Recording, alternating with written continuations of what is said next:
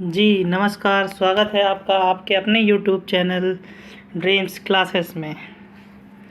तो जैसा कि UP board high school Hindi का पहला पेपर यानी हिंदी का पेपर हो चुका है, ठीक है।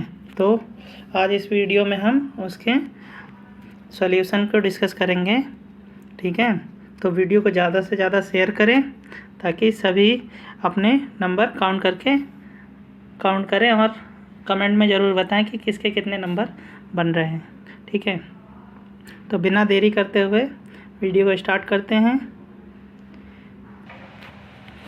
हाँ, तो ये आपका हिंदी का पेपर है। टोटल कितने नंबर का था? 70 नंबर का पेपर था, ठीक है। 3 घंटे 15 मिनट, जिसमें 15 मिनट आपको प्रश्न पत्र को पढ़ने के लिए निर्धारित किए गए थे, ठीक है।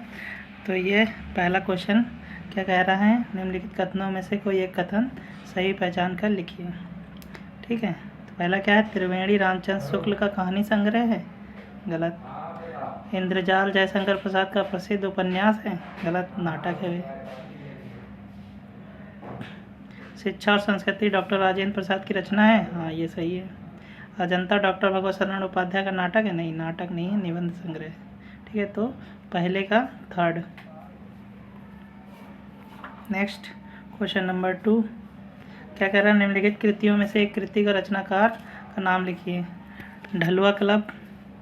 ढलुआ क्लब किसकी रचना है? बाबू गुलाब राय की, बाबू गुलाब राय, ठीक। नेक्स्ट भूले बिसरे चित्र किसकी है? भगवती चरण वर्मा की, ठीक है। फिर उसके बाद नेक्स्ट आहुति किसकी है? मुंशी प्रेमचंद की। निर्मला भी किसकी है? मुंशी प्रेमचंद की। क्वेश्चन नंबर ग आत्मकथा विधा किसकी रचना का यानी आत्मकथा विधा की किसी एक रचना का नाम लिखिए। तो इसका सबने लिख लिया होगा, हमने क्वेश्चन करवाया था इसका। तो हरिवंश राय बच्चन की जो आत्मकथा यानी ऑटोबायोग्राफी, तो ये हरिवंश राय बच्चन की क्या भूलूं क्या याद करूं, नील का निर्माण फिर, तो ये सब आत्मकथा विधा पर आधारित है। नेक्स्ट क्वेश्चन कलम का सिपाही किस विधा पर आधारित है? तो कलम का सिपाही किसकी लिखी हुई है रचना है? मुंशी प्रेमचंद की, ठीक है।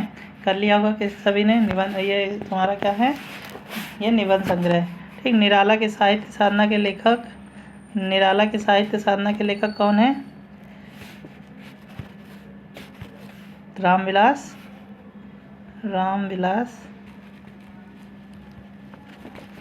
शर्मा, ठीक। क्वेश्चन नंबर 2 द्विवेदी युग के किसी एक कवि का नाम। तो महावीर प्रसाद द्विवेदी या मैथिली शरण गुप्त, दोनों में से किसी एक का नाम लिख देना था। भारतेंदु युग की किन्हीं 2 विशेषताएं। पहला तो क्या है? राष्ट्र प्रेम, ठीक। दूसरा जनवादी विचारधारा या और प्रकृति का वर्णन, ठीक। उसके बाद प्रयोगवादी कविता की 2 प्रमुख विशेषता।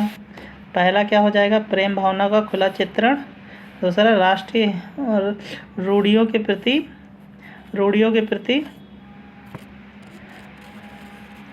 विद्रोह, ठीक है, रूढ़ियों के प्रति विद्रोह। नेक्स्ट निम्नलिखित गद्यांशों में एक गद्यांश के नीचे दिए गए प्रश्न का उत्तर दीजिए। तो ये सभी ने कर लिया होगा, ये मित्रता चैप्टर से लिया गया है, ठीक। उसके बाद ये भारतीय संस्कृति आज विज्ञान, ये भारतीय संस्कृति का है, सभी ने कर लिया होगा। उसके बाद पद्यांश आया था, ये सूरदास का है, उधो मोहे ब्रज विसरत नाही वृंदावन, सभी ने कर लिया होगा। सच्चा प्रेम इसकी तृप्ति, ये भी। तो वैसे पेपर ओवरऑल अच्छा आया था, सभी ने अच्छे से कर लिया होगा। देखो अब जीवनी किसी एक लेखक का जीवन परिचय और उसकी एक रचना का नाम। तो रामचंद्र शुक्ल, जयशंकर प्रसाद, भगवत शरण उपाध्याय, तो इनमें से किसी एक की करनी थी, आपने कर लिया होगा, ठीक। उसके बाद कवि में तुलसीदास, मैथिली शरण गुप्त और सुमित्रा नंदन पंत। जैसा हमने बताया था वैसे ही पेपर आया एकदम, ठीक। संस्कृत में ये तुम्हारा वाराणसी से लिया गया है, प्रयाग, ठीक, कर लिया हुआ। एक श्लोक लिखना था आपको, श्लोक कंठस्थ किया हुआ। फिर उसके बाद निम्नलिखित में से 2 प्रश्नों के उत्तर दीजिए। कर लिया होगा आपने। वाराणसी नगरे कस्य कुले स्थित है? वाराणसी नगरी गंगया कुले स्थित। पुरुराज केन से वो युद्ध अकरोत? पुरुराज ने किसके साथ युद्ध किया था? हलचंद्र के साथ। ठीक। फिर उसके बाद नेक्स्ट क्या है? करुण रस हास्य रस की उदाहरण बताना था। दोनों में से किसी एक का परिभाषा लिखनी थी और उदाहरण लिखना था। उपमा अलंकार या प्रेक्षा अलंकार का उदाहरण सहित व्याख्या कीजिए। फिर नेक्स्ट सोठा या रोला, दोनों में से किसी एक को करना था। ठीक। उसके बाद नेक्स्ट क्वेश्चन नंबर 9, इसमें किन्हीं 3 के एक शब्द बताने उपसर्ग के। आ से अकाल, ठीक, अधिकार, अधि से अधिकार, ठीक, अधिवर्ष, अधिमास, ठीक, ये सब कर लिया होगा। सुपाठ, सुलेख, परि से भी, नी से, तो तीनों करना था। नेक्स्ट उसके बाद नेक्स्ट प्रत्यय बताना था। वा से बचवा, बेटवा, ये सब, ठीक है। वट से बनावट, सॉरी, आई से मिठाई, ठीक, भलाई, बुराई, तो सभी ने कर लिया होगा सभी। उसके बाद समास विग्रह, माता पिता, माता और पिता यानी द्वंद्व समास। त्रिनेत्र, 3 हैं जिसके नेत्र, त्रिनेत्र, तो आप हमने बताया था कि आपके सिलेबस में 2 ही है, तो त्रिनेत्र यानी 3 नेत्र जिसके हो तो ये द्विगु हो जाएगा। ठीक। नर नारी, नर और नारी, ये भी तुम्हारा क्या हो जाएगा? द्वंद्व समास। तत्सम में कान का कर्ण हो जाएगा।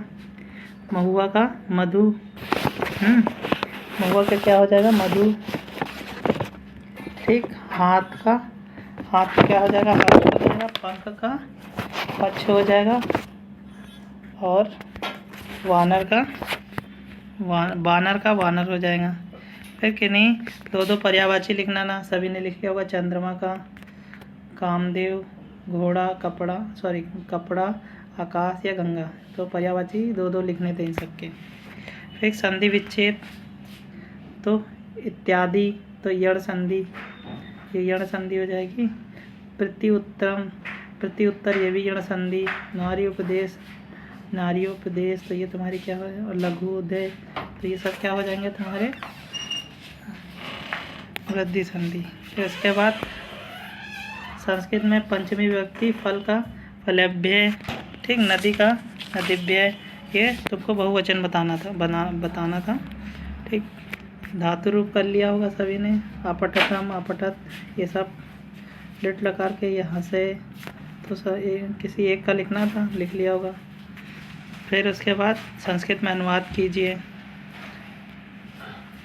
पेड़ से पत्ते गिरते हैं, ये ज़रूर पूछा जाता है, उसे पढ़ना चाहिए। हम दोनों पर घर जा रहे हैं, विद्या सब धनों में प्रधान है, तो जितना बताया गया था सारा वही आया है। फिर उसके बाद नेक्स्ट निबंध सभी ने कर लिया होगा। उसके बाद किसी एक खंड काव्य पे आपको लिखना था, जिसमें आपको किस पे लिखना था? जय सुभाष पे। ठीक।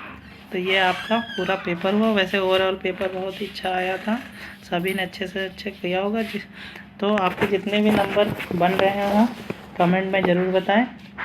ठीक है। अगर और वीडियो अच्छी लगी हो तो लाइक करें, शेयर करें। Thank you.